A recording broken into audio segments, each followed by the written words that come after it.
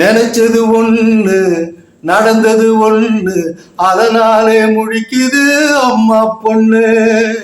நினைச்சது ஒண்ணு நடந்தது ஒண்ணு, அதனாலே முழிக்குது அம்மா பொண்ணு. கணக்கும் தவறாகி போனதனாலே, கணக்கும் தவறாகி போனதனாலே கவலை கொள்ளுதே தனியா நின்று. இந்த பாட்டு வந்து எஸ்.எஸ். ராஜேந்திரன் பாடுவார். இந்த பாட்டு வந்து கணக்கச்சிதமாக ஒரு கட்சிக்கும் ஒரு தலைவருக்கும் பொருந்துங்கன்னு வச்சுங்களேன். அது நீங்கள் இந்நேரம் புரிஞ்சுப்பீங்க.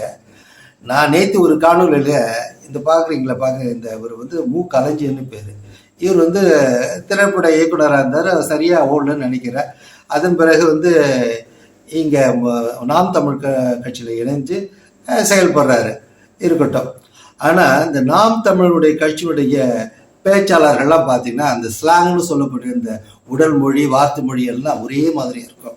சீமானை எப்படி அப்படி இமிட்டேட் பண்ணி போடுவாங்க. அந்த பாடி லாங்குவேஜ் இப்படி செய்யுது அப்படி செய்யுது எல்லாமே பீலா விடுறது எல்லாமே அவங்கள போல இருக்கும்.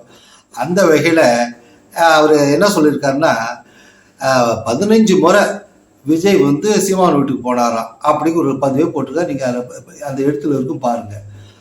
அடுத்தது என்ன சொல்கிறாரு சொன்னால், நாங்கள்லாம் இறங்கி அடித்தோம்னா நீங்கள்லாம் தாங்க மாட்டீங்க அப்படிங்கிற ஒரு பதிவும் போட்டார். அதையும் பாருங்க.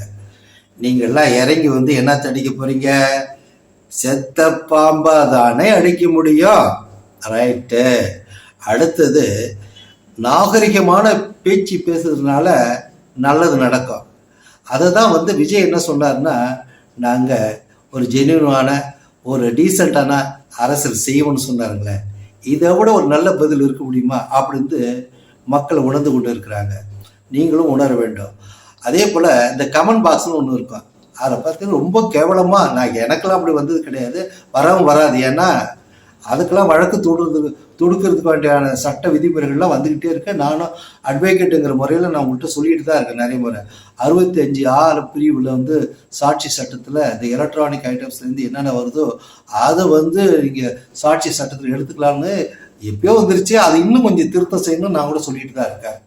கமெண்ட் பாக்ஸ்லாம் போடுறப்ப ரொம்ப மட்டமாக போடாதீங்க யாருக்கும்.